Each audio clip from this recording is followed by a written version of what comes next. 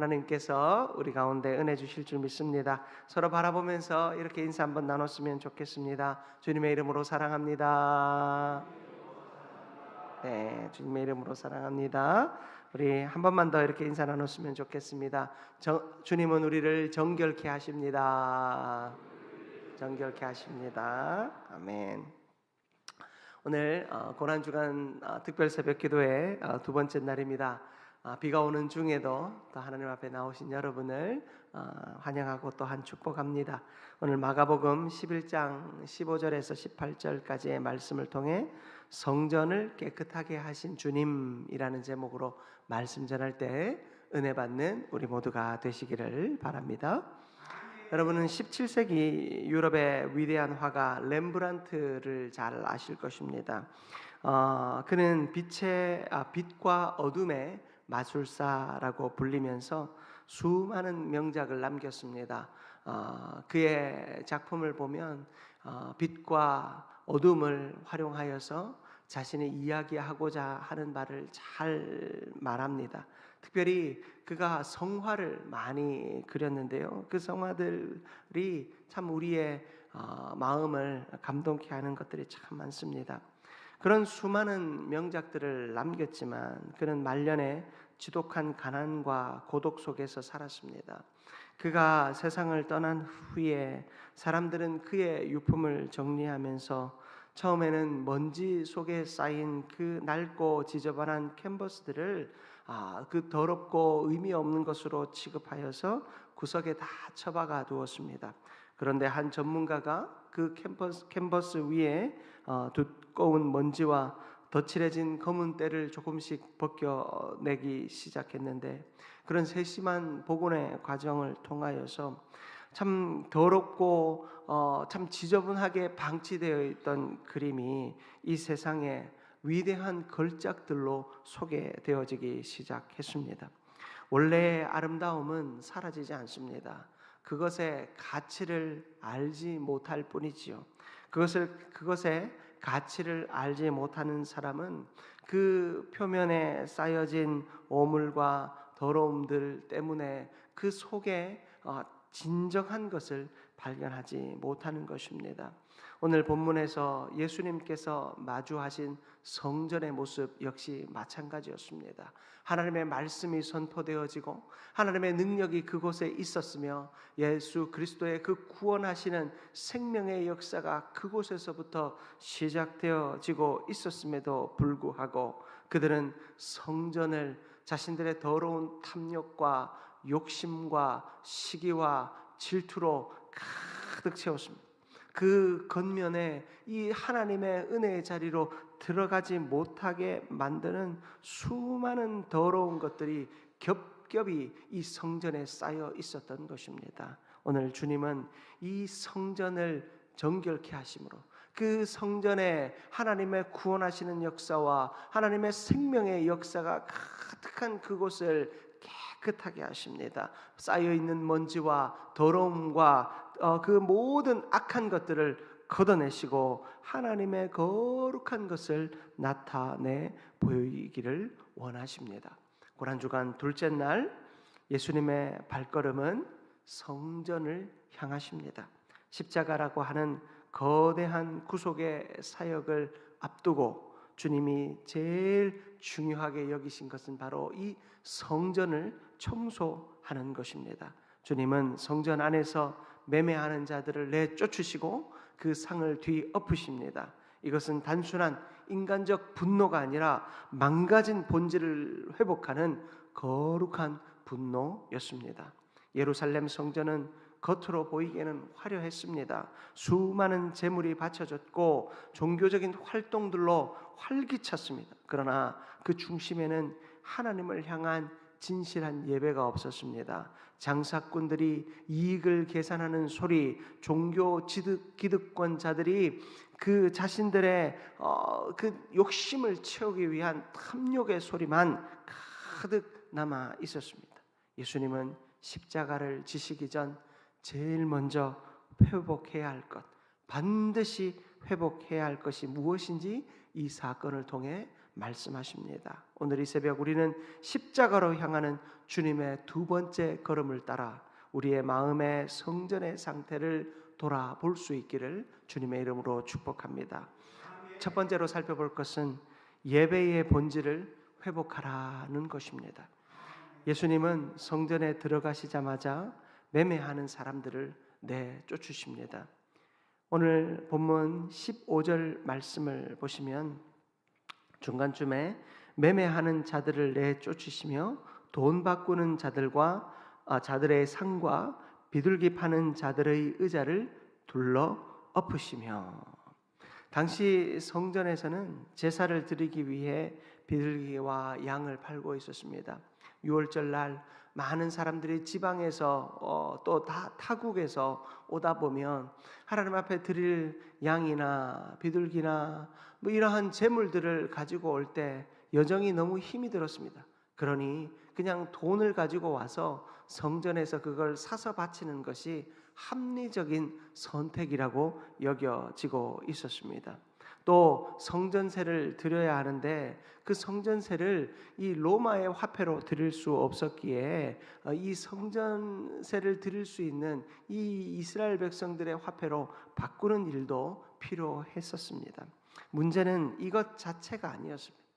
여러분, 우리가 시대를 거듭할수록 교회의 환경과 예배의 문화들은 바뀌어져 갑니다. 여러분, 우리가 처음 예배를 드릴 때의 모습과 지금의 모습은 참 다르지 않습니까? 특히나 한국 교회에 처음 이 예배가 들어오고 이 예배의 거룩함과 주일 성수의 중요함이 강조되어질 때, 뭐 서울 사시던 분은 잘 모르실 수도 있겠습니다만, 저희가 살던 시골 동네에서는 그 담임 목사님은 버스도 못 타게 했습니다. 주일날 이 버스도 못 타게 하셔서 어지간한 거리는 걸어 다니고, 그렇지 않은 분들은 뭐 물론 지금처럼 멀리 살지 않았기 때문에 어지간하면 걸어 다녔습니다. 여러분, 우리가 지금은 주일날 교회를 오기 위해 이 차비를 내야 되느냐 말아야 되느냐를 가지고 고민하지 않습니다. 우리의 집들이 다 교회와 멀리 있기 때문에 이 교통비를 지불하며 오는 것에 대하여 고민하지 않습니다. 그러나 예전에는 그런 것들로 고민하던 시절이 있었다는 것입니다. 이스라엘 백성들이 처음에 하나님의 성전이 세워졌을 때 그들은 다 그 성 안에서 함께 살았습니다. 그러나 바벨론 포로 길을 지나고 이 여러 이스라엘 백성들이 다 세계 각국으로 흩어져 있는 상황 속에서 성전에서 지켜야 할 이 유월절을 지키기 위해 사람들이 먼 거리를 와야 했습니다. 그러니 당연히 가지고 오는 그 재물들, 바쳐야 할 성전세들, 모든 준비들이 그 여러 편리하고 또 그 환경에 맞는, 변화에 맞는 그런 변화들도 필요했었습니다. 하나님은 이러한 변화를 가지고 그들을 향하여 책망했던 것이 아닙니다. 문제는 이것이 아니라 그들 가운데 있었던 탐욕과 착취가 문제가 되었던 것입니다. 특히 성전의 이 이방인의 뜰에서 이런 일들이 다 일어나고 있었습니다. 이곳은 하나님을 찾는 이방인들이 기도할 수 있는 자리였습니다. 성전 안으로 들어갈 수 없는 이방인들이 그 이방인의 뜰에서 하나님을 향해 기도하는 아주 거룩한 곳이었습니다. 그런데 그곳이 어느 순간 장사하는 곳으로 바뀌었습니다. 그 공간이 시장이 되어 기도할 수 없는 장소가 된 것입니다. 그래서 예수님은 말씀하십니다. 여러분 17절 말씀을 보십시오. 기록된 바 내 집은 만민이 기도하는 집이라.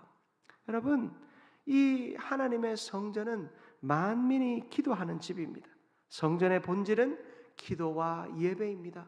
하나님을 향하여 기도하고 하나님을 향하여 예배하는 그 삶이 이 성전의 본질인 것입니다. 구약에서도 하나님은 똑같은 말씀을 하셨습니다. 사무엘상 15장 22절인데요. 같이 한번 합독합니다.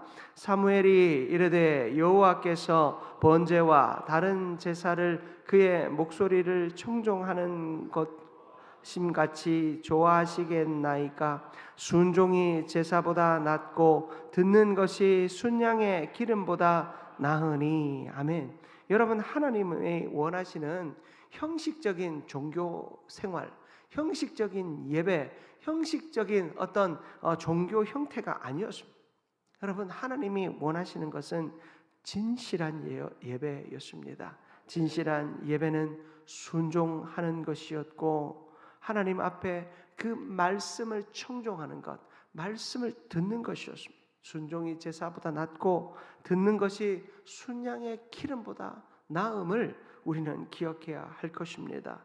예수님은 성전을 정결하게 하심으로 예배의 본질을 회복하셨습니다. 사랑하는 성도 여러분, 우리가 드리는 이 예배의 자리, 우리가 하나님을 만나는 이 예배의 자리가 진정으로 하나님의 뜻에 순종하기 위한 나의 삶의 헌신이 드려지며 하나님의 말씀을 제대로 듣기 위한 나의 삶의 온전한 고백이 드려지는 그러한 예배의 처소입니까? 여러분, 우리가 옛날보다 참 힘들고 어려운 생활을 살아갑니다. 옛날은 참 살기 위해 치열했지만 우리가 그 치열함 속에서 결국에 찾아올 것은 하나님의 품밖에 없다 여겼습니다.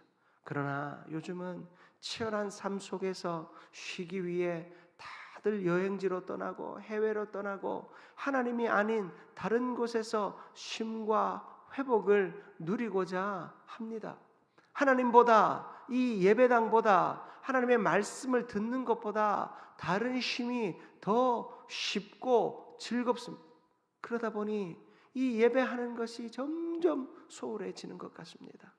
하나님은 우리에게 오늘도 말씀하여 주십니다. 우리가 듣기를 원하십니다. 순종하기를 원하십니다.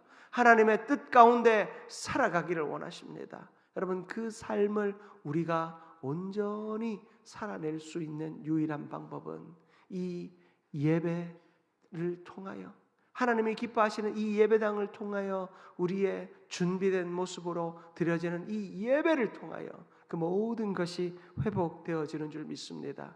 하나님 앞에 우리의 예배가 가장 중요한 인생의 첫 걸음 되어질 수 있기를 주님의 이름으로 축복합니다. 두 번째로, 거룩함을 잃으면 신앙이 무너진다는 경고를 우리는 들어야 합니다. 예수님은 성전을 향해서 아주 강한 강조를 하십니다. 17절 말씀을 보십시오. 17절 하반절에 너희는 강도의 소굴을 만들었도다. 만민이 기도해야 하는 이 집에서 그들은 강도의 소굴을 만들었습니다. 여러분, 이것은 예레미야 7장 11절 말씀을 인용한 그 말씀인데요.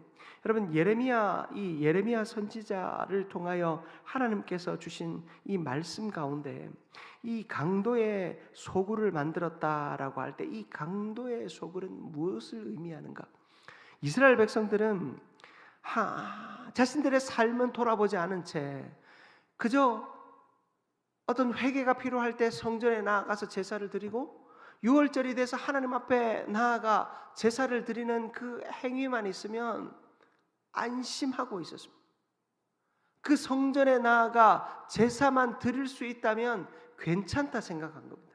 자신들의 삶의 자리에서 그들의 온갖 우상 숭배와 불의와 도둑질과 살인을 거듭하면서도 성전에 나가서 예배만 드리면 괜찮다라고 생각했어요. 강도의 소굴이라고 하는 것은 강도들이 밖에서 다른 사람들의 남의 그 재물들을 약탈하고 죽이고 그 강도짓을 다 한 후에 가지고 온 그 재물들, 빼앗아 온 재물들을 함께 나누며 안전하게 숨어있는 아지트를 강도의 소굴이라고 불렀습니다. 그들은 바깥에서 온갖 추악한 짓은 다 했어요. 사람을 죽이고 재물을 빼앗고 자신의 탐욕과 욕심을 위해 뭐든지 했어요.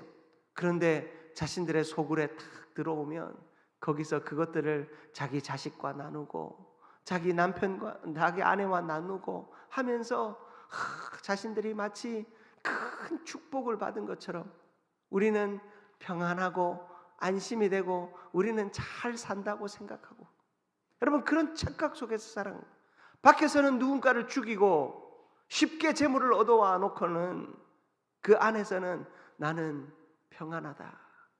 우리 집 가족들 다 평안하다. 행복하다. 우리는 나가서 강도짓 당하지 않고, 우리는 나가서 남들의 그 칼에 죽지 않고 우리는 평안하다. 우리는 나가서 남들에게 무언가 빼앗기지 않고 우리는 우리의 것을 잘 지키며 살아간다. 여러분, 그것이 강도의 소굴이었어요. 이스라엘 백성들의 이 영적인 기만을 하나님은 꼬집고 계셨어요. 이스라엘 백성들은 성전이 하나님을 만나는 곳이 아니라 자신들의 죄와 심판을 피하기 위한 피난처로 성전을 생각했어요. 밖에서 온갖 죄를 다 짓고는 성전에만 오면 괜찮다, 안심된다, 하나님이 우리를 지키고 계신다 생각하는 거예요. 여러분, 오늘날 우리의 삶을 한번 돌아보십시다. 여러분은 바깥에서 어떻게 살아가십니까? 혹 여러분들이 바깥에서 그 죄를 다 짓고는 성전에 돌아와서 나는 하나님의 백성이다, 하나님이 나를 지키신다, 하나님이 나를 사랑하신다, 그렇게 안심하고 있다가 또 돌아가고 있지는 않습니까? 여러분, 성전은요 회개하는 곳입니다. 하나님의 전은 회개하는 곳이에요. 여러분, 제사를 드릴 때 내가 제물을 가지고 오고 제사장이 한 손에는 제물에 한 손에는 나에게 안수하여 기도합니다. 하나님, 이 사람은 죽어야 마땅합니다. 이 사람이 지은 죄를 보면 이 사람은 멸망당해야 마땅합니다. 그러나 하나님, 이 사람을 불쌍히 여기셔서 이 사람의 죄가 이 제물에게 전가되게 해주십시오.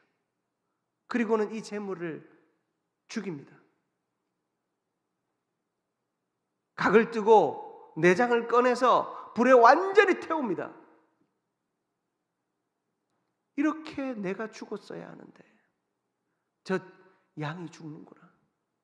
원래는 내가 저렇게 죽어야 하는데 저 비둘기가 죽는구나. 그것을 바라보며 죄악의 그 추악함을 깨닫고 나 자신을 돌아보며 내가 이 성전을 나갔을 때 다시는 죄를 짓지 않아야지, 그런 결단을 가지고 부끄러움을 가지고 나가야 되는데, 제사 드리고 나면 이제 평안하다, 시원하다, 안심이다, 나가서 똑같은 죄를 짓는 겁니다. 죄를 지으면서도 내년에 가서 양 한 마리 잡으면 되지, 튼실한 놈 하나 가져가서, 죄를 많이 지었으면 큰 놈 가져가고 죄를 적게 지었으면 작은 놈 가져가서 하나님 앞에 회개하고 오면 되지. 여러분, 그런 모습으로 그들은 안심하고 있었습니다. 남의 것을 빼앗고 사람을 죽이고 추악한 짓을 다 하고는 자기 집에 들어가서 가족들을 향해 오늘도 하나님이 우리에게 큰 복을 주셔서 이렇게 많은 재물을 가지고 왔다, 우리 앞으로의 삶이 참 평안하겠다 라고 말하는 것과 뭐가 다릅니까? 성전이 강도의 구렬, 강도의 소굴이 되었다라고 하는 것은 바로 우리의 이 영적인 기만의 상태를 이야기하고 있는 것입니다. 사랑하는 성도 여러분, 우리는 우리 스스로를 기만하고 있지는 않습니까? 하나님을 예배하는 우리의 이 모습, 예배하는 척하는 우리의 이 모습을 통하여 하나님을 기망하고 있지는 않습니까? 우리 스스로를 돌아보아야 합니다. 그때와 다를 것이 없습니다. 우리는 이 예배의 삶이 회복되어야 합니다. 예배의 삶이 회복되어진다라고 하는 것은 내 죄를 깨닫고 그 깨닫는 죄 앞에서 나를 완전히 굴복시키고 하나님 앞에 무릎 꿇고 그 죄를 간절히 회개한 후에 하나님, 내가 다시는 이 죄를 짓지 않도록 도와주옵소서, 그 주님을 간절히 붙들고 집으로 돌아가야 되는 거예요. 성전을 나설 때는 내 안에 기쁨과 감사가 가득하지만 자기 기만, 하나님을 기만하는 그런 기쁨이 아니라 나의 죄를 완전히 주 앞에 회개하고 내 삶을 온전히 이끄실 그 하나님의 능력과 은혜를 감사하는 마음으로 그러한 기쁨으로 우리가 이 성전을 떠나가야 하는 것입니다. 사랑하는 성도 여러분, 이러한 우리의 삶이 온전히 회복되어질 수 있기를 주님의 이름으로 축복합니다. 마지막으로 하나님은 성전을 깨끗하게 사용하기를 원하십니다. 예수님이 성전을 정결하게 하신 이유는 파괴하기 위해서가 아닙니다. 다 둘러엎고 그냥 다 망해버려라, 그런 마음으로 하신 것이 아닙니다. 주님이 성전을 뒤집어 엎은 이유는 회복시키기 위함입니다. 하나님은 회복하게 하기 위하여 성전을 뒤집어 엎으셨습니다. 다윗은 이렇게 기도했습니다. 시편 51편 10절 말씀인데요, 우리 같이 한번 합독합니다. 하나님이여, 내 속에 정한 마음을 창조하시고 내 안에 정직한 영을 새롭게 하소서. 아멘. 다윗은 죄를 지었습니다. 밧세바 사건으로 인하여 하나님 앞에 너무나도 자신의 추악함을 깨달았고 씻을 수 없는 죄를 지었음을 깨달았습니다. 그러나 다윗은요, 그 죄 때문에 망하지 않았습니다. 왜입니까? 그는 이렇게 회개할 줄 아는 사람이었기 때문입니다. 여러분, 하나님 앞에서 죄로 인하여 자유로울 수 있는 사람이 있습니까? 회개를 선포하는 저 역시도 하나님 앞에서 죄의 문제 앞에 자유롭지 않습니다. 여러분, 우리는 날마다 죄를 짓습니다. 날마다 죄를 짓습니다. 저는 최근에 저희 집 앞에 농산물 큰 가게가 하나 생겨가지고 거기서 쓰레기가 너무 많이 나와가지고 그 쓰레기를 저희 집 앞에 쌓아둠으로 새벽에 나올 때마다 그 쓰레기를 치우고 차를 빼고 나옵니다. 너무 많이 쌓여 있어가지고 오늘 구청에 전화해서 민원을 한번 넣을까 생각해요. 제가 몇 주째 새벽마다 죄를 지었습니다. 제가 어제 하나님 앞에 간절히 회개했어요. 왜냐하면 그 쓰레기가 쌓여 있는 걸 보면서 너무 화가 나가지고 발로 쓰레기 봉투를 뻥 차면서 나옵니다. 어제는 그냥 나올 수가 없어서 치우다 그 쓰레기 더미를 차로 밟고 나왔어요.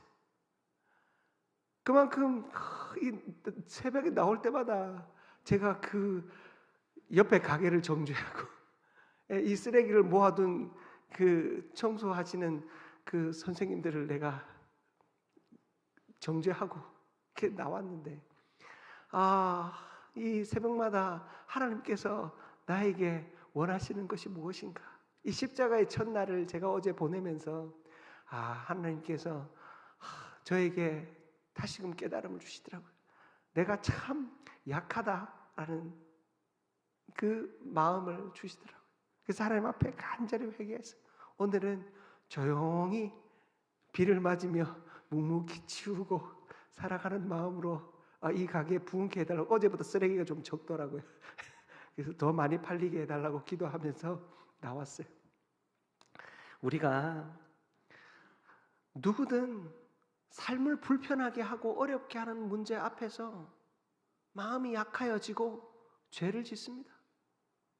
선한 말과 선한 행동을 하는 것 같지만 결정적인 상황 앞에서 우리는 원망하는 말을 하고 불평하는 말을 합니다.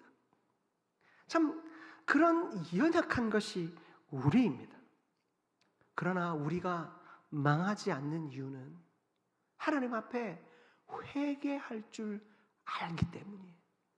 다윗이 살인죄를 저질렀잖아요. 한 가정의 여인은 아내를 빼앗기 위해서 살인죄를 저질렀잖아요.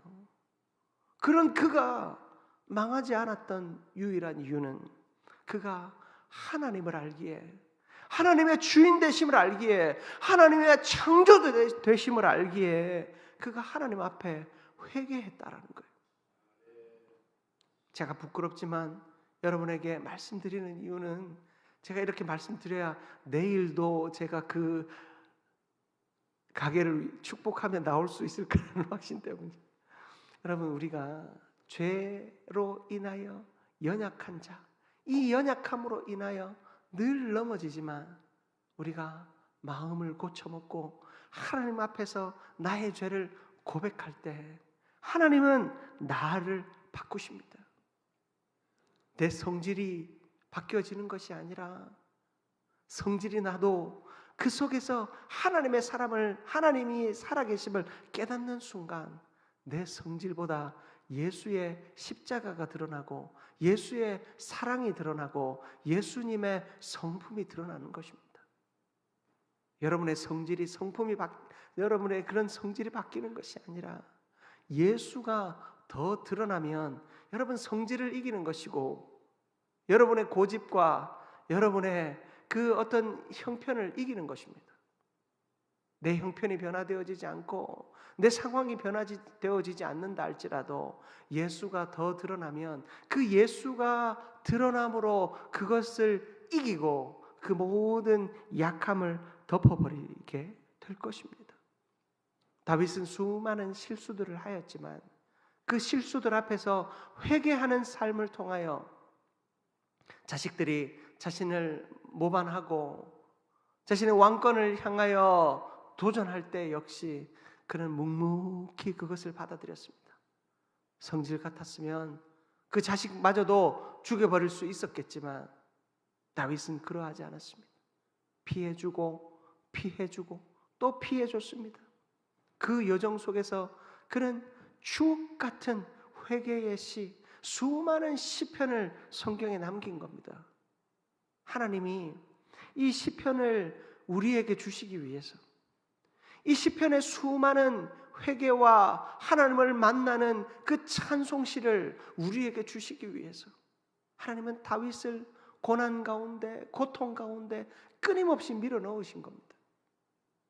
비로소 그가 회개하고 자신의 죄를 돌아보며 하나님, 내 속에 정한 마음을 창조하여 주옵소서. 한번 제가 설명드린 적 있죠.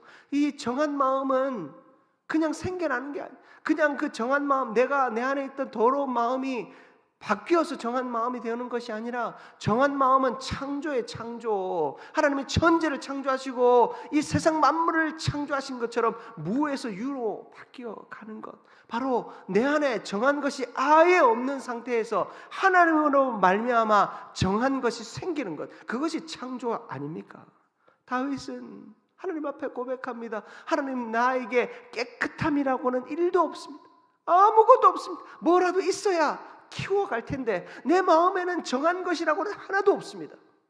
그러나 하나님, 내 정한 것이라고는 하나도 없는 내 인생에 하나님 찾아오셔서 하나님이 정함이 되어주시고 하나님이 정결함이 되어주셔서 내 속에 정직한 마음, 정결한 마음, 그 모든 것이 창조되게 해주십시오.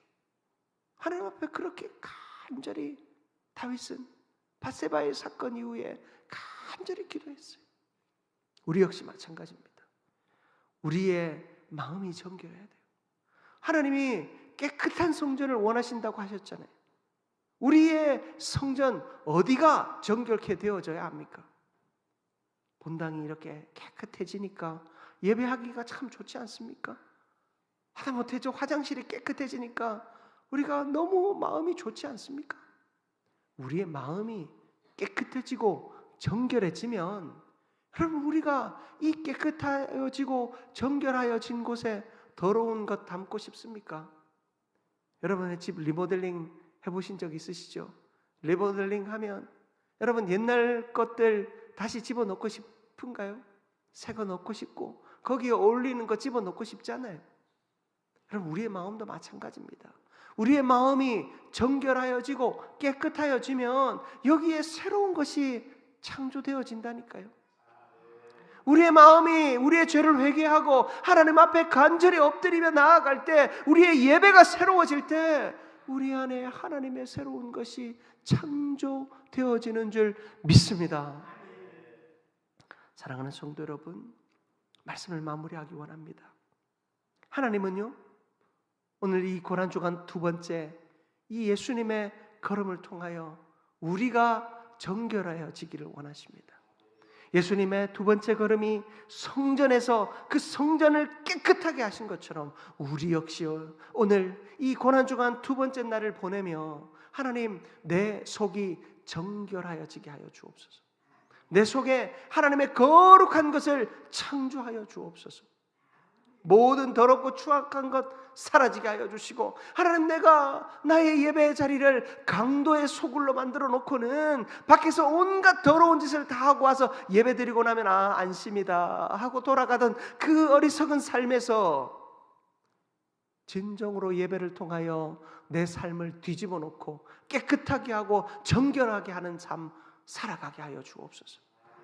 그러한 정결케 하는 오늘이 되게 하여 주옵소서.